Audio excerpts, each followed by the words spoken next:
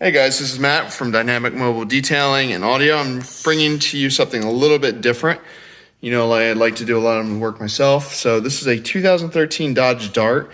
I want to show you real quick on how to get this rear parking brake off. First thing is, you're going to want to remove the spring that is attached to the back. So what you're going to do is you're going to grab this with a pair of pliers. And you're going to, right here, you're going to pull with your pliers down and around and unhook, and that will release this spring. Be very careful with it. Once you do that, you're going to go over here to your collar.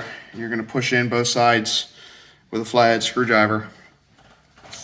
And while you're doing that on both sides, you're going to want to take the boot or the neck and get another flathead in here and pull or wedge it back so it's going to go that way.